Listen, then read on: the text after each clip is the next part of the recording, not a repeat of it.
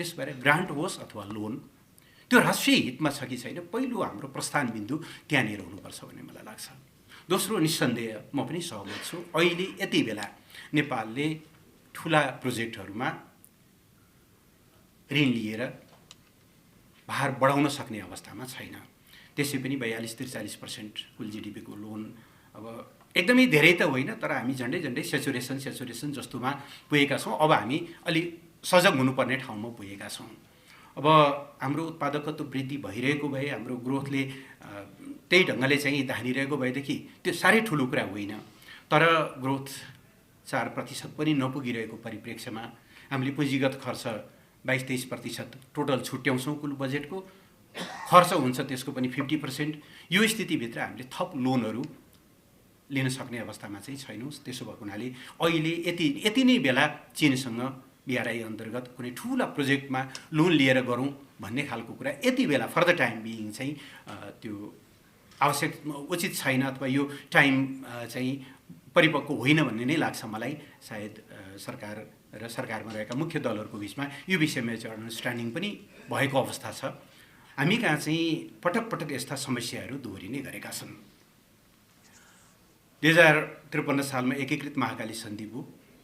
सन्धि हुँदा त्यस्तो ह्यू एन्ड क्राई केही थिएन, तर पछाडि यस्तो ठुलो कन्ट्रोभर्सीमा हामी फस्यौँ। एउटा पार्टी त विभाजितै हुने स्थिति भयो र त्यसले धेरै ठुलो समस्या सृजना गर्यो। MCC सम्झौता भयो 2017 मा। पछि त्यो अगाडि बढ्दै जाँदा सम्झौता गर्ने बेलामा जो सरकारमा हुनुहुन्थ्यो, सरकारमा रहेको एउटा महत्त्वपूर्ण पक्ष नै विवादमा उत्रियो र त्यसले दुई देशको सम्बन्धलाई असाध्यै धेरै गिजोल्ने स्थिति बन्यो। अलिअलि डर छ कतै हामी BRI मा पनि त्यही विगतका कमजोरीहरू दोहोर्याउँछौँ कि भनेर। त्यसबाट मेरो पहिलो चाहिँ हामी सबैले ध्यान दिनुपर्ने कुरा, एउटा चर्चित भनाइ छ, 10 चोटि नाप र एकचोटि त्यसपछि काट। हामी कहाँ चाहिँ पहिले कैँची चलाइहाल्ने, त्यसपछि यता मिलेन कि त्यता मिलेन भनेर नाप्न थाल्दाखेरि चाहिँ त्यो कसै गरे पनि मिल्दैन। हाम्रो जस्तो देश भूरान्तिक संवेदनशील ठाउँमा रहेको देशले चाहिँ शक्ति राष्ट्रहरूसँगको सम्बन्धमा, उनीहरूसँगको डिलिङमा चाहिँ त्यो म्याच्योरिटी, त्यो फरसाइटेडनेस र एक खालको चाहिँ क्रेडिबिलिटी कायम गर्नुपर्छ भन्ने कुरा म आग्रह गर्न चाहन्छु। दोस्रो, जस्तो वर्तमान विश्व व्यवस्थाको पनि अघि एउटा चर्चा आएको छ, म त्यसमा डिटेलमा जान चाहन्न। निश्चय नै वर्तमान विश्व व्यवस्था ग्लोबल अर्डरको बारेमा संसारभरि बहसहरू छन् र हामी सबै के कुरामा सचेतै छौँ भन्ने मलाई लाग्छ भने एक्जिस्टिङ ओल्ड अर्डरमा कहीँ न कहीँ फ्लजहरू छन् र अहिलेको सिस्टमले सबैलाई समान रूपले अगाडि बढ्ने अवसर दिएको छैन।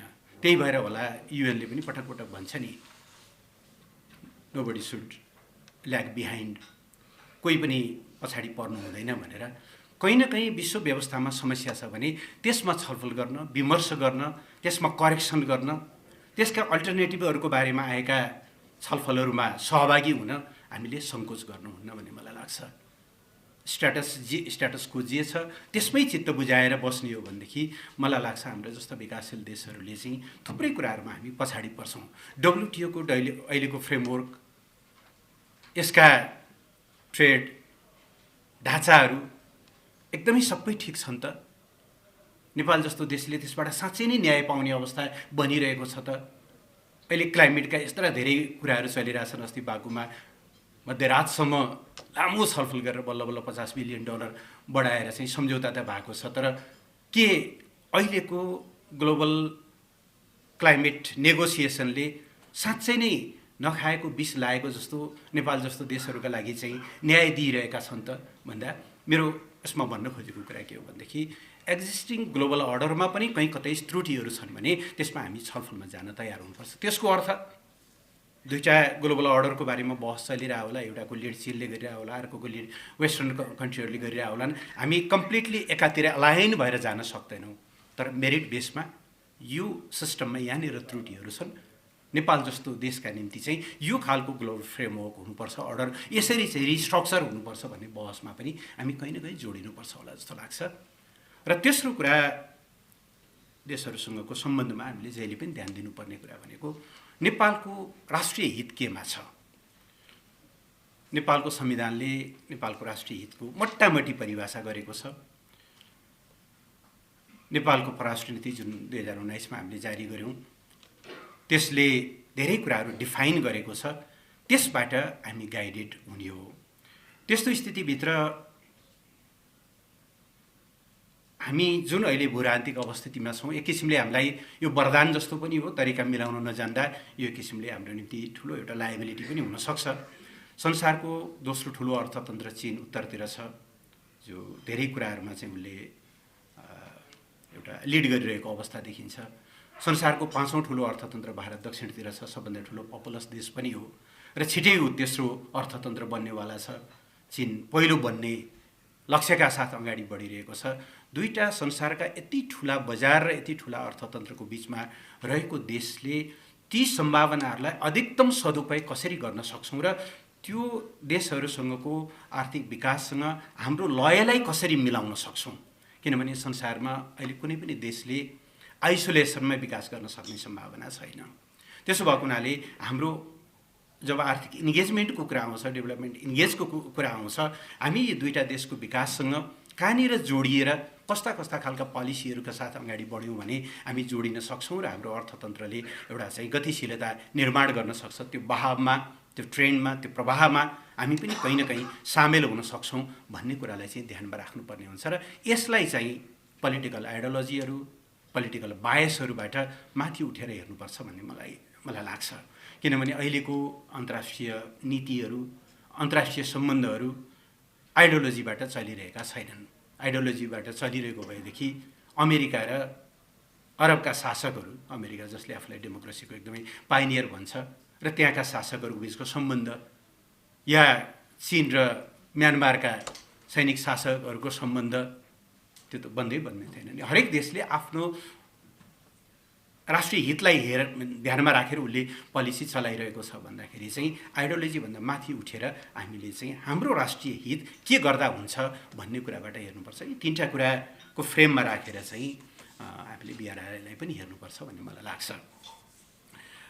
अब बिआरआईको बारेमा एउटा डिलेमा कहाँनिर छ भनेदेखि आज अलिक राम्रोसँग छलफल अगाडि बढेको छ। नभए हाम्रा मिडिया अथवा बाहिर चलिरहेको डिस्कोर्स चाहिँ बिआरआई भनेको ग्रान्ट भर्सेस डेट जस्तो गरिकन, जबकि त्यो एउटा विकासको अवधारणा हो। चीनको आफ्नो आर्गुमेन्ट के छ भने हामी सहमत हुन सकौँला, असहमत हुन सकौँला। एक्जिस्टिङ ग्लोबलाइजेसनको प्याटर्नले धेरै देशहरूलाई समेट्न सकेन। त्यसो भएको हुनाले अलिक इन्क्लुसिभ ग्रिन खालको चाहिँ डेभलपमेन्टको नयाँ मोडलमा जानुपर्छ भन्ने उसको आर्गुमेन्ट छ। अब त्यो तर्क उसको आफ्नो हो, त्यसमा हाम्रो सहमति या असहमति हुन सक्ने भए हाम्रो आफ्नो अवधारणाको आधारमा। त्योभित्र त्यसको विकासको एउटा अवधारणा हो भन्ने कुरामा जाँदा त्यसलाई कसरी हामीले अधिकतम सदुपयोग गर्न सक्छौँ भन्ने भन्दा पनि हाम्रो बहस चाहिँ ऋण भर्सेस अनुदान जस्तो भएको छ। त्यसलाई त्योभन्दा बाहिर ल्याएर हामीले छलफल गर्नुपर्छ भन्ने मलाई लाग्छ। यसभित्र 2017मा अघि पनि चर्चा भइसक्यो, यसको एमओयूमा हस्ताक्षर भयो। अब त्यसपछि अलि ट्रान्जिसमै थियौँ हामीहरू। 2018मा नयाँ सरकार बन्यो। त्यस पछाडि चाहिँ 2020को सुरुमा चाहिँ उहाँहरूले एउटा ड्राफ्ट पठाउनु भयो इम्प्लिमेन्टेसन प्लानको, र ब्याक एन्ड फोर्थ धेरैचोटि उहाँहरूले पठाउनु भएको ड्राफ्टमा हामीले केही इनपुट्सहरू दियौँ। ती इनपुट्समा फेरि चीनले केही इनपुट्सहरू पठायो, फेरि हामीले केही इनपुट्सहरू पठायौँ। ब्याक एन्ड फोर्थ हुँदै नै गरिरहेको अवस्था छ। यहाँ अलिअलि साथीहरूले चाहिँ ड्राफ्ट त हेर्नै पाइएन नि भन्नुभएको छ। त्यो चाहिँ मिल्दैन। त्यस्तो हामीले आग्रह राख्नु पनि हुँदैन होला। दुई देशको बिचमा एकदम इनिसियल स्टेजमा रहेका ड्राफ्टहरू अब यस्तो फोरमहरू अथवा मिडियामा ल्याएर छलफल गरेर त पार पनि लाग्दैन होला। तर स्वाभाविक रूपले एउटा जिम्मेवार डेमोक्रेटिक सरकारले जब निष्कर्षमा पुग्ने बेला हुन्छ त्यसका इम्प्लिकेसन्सहरूको बारेमा चाहिँ जनतालाई सुसूचित गर्नुपर्छ। तर त्यो चाहिँ इनिसियल स्टेजमै भएको हुनाले चाहिँ यो एकदम अपारदर्शी भयो भन्नु चाहिँ सायद उचित होइन कि जस्तो मलाई लाग्छ। यो यसमा धेरै लामो छलफलहरू चलिरहेको अवस्था छ। अहिले पनि हामी त्यसमै छौँ। अब मलाई चाहिँ के लाग्छ भनेदेखि अहिले हामीले गर्नुपर्ने भनेको त्यो बिआरआई इम्प्लिमेन्टेसन प्लान भन्ने फ्रेमभित्र भन्दा पनि इम्प्लिमेन्टेसन प्लानभित्र सायद त्यसका डिटेलहरू जालान्, जसरी हामीले कुनै एउटा प्रोजेक्टमा सम्झौता गर्छौँ त्यसको पिडिए गर्छौँ हामीले, होइन?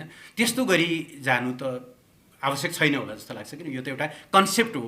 त्यो कन्सेप्टमा हाम्रा आफ्ना पोलिसीहरूलाई अथवा हाम्रा प्रायोरिटीहरूलाई जोड्ने कुरा होला।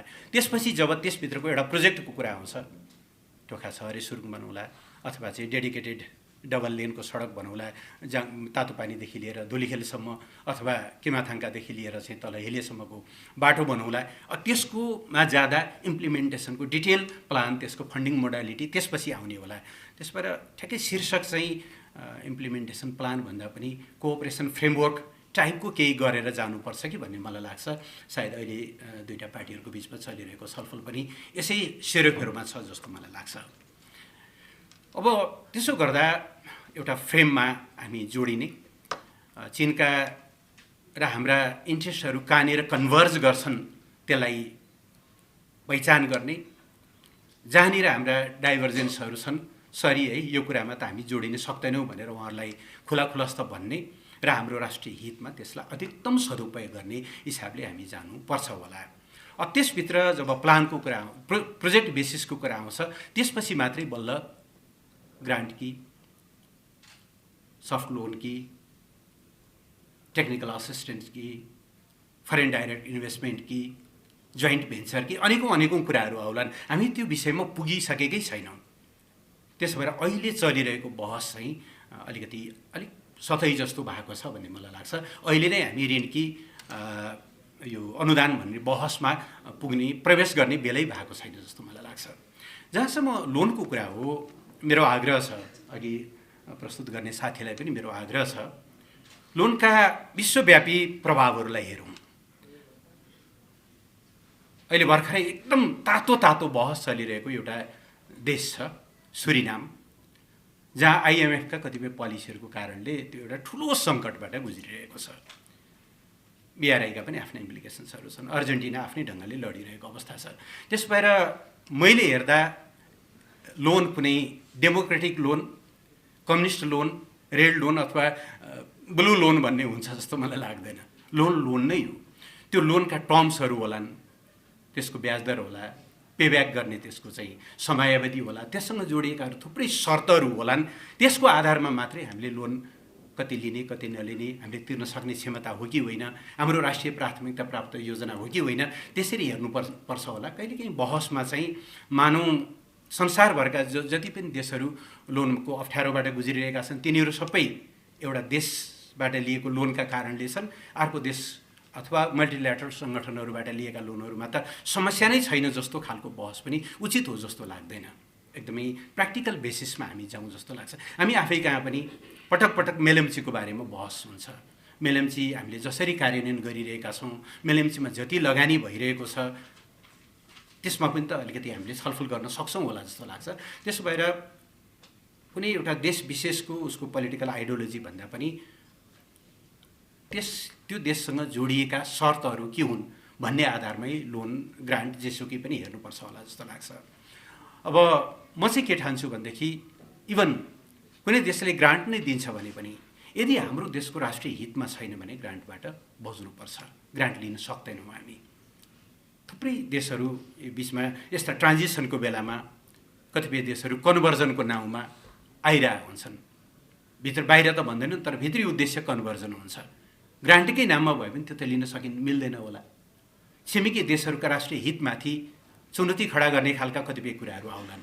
हामी त्यसमा ग्रान्ट आयो सित्तैमा भनेर त लिन सक्दैनौँ होला।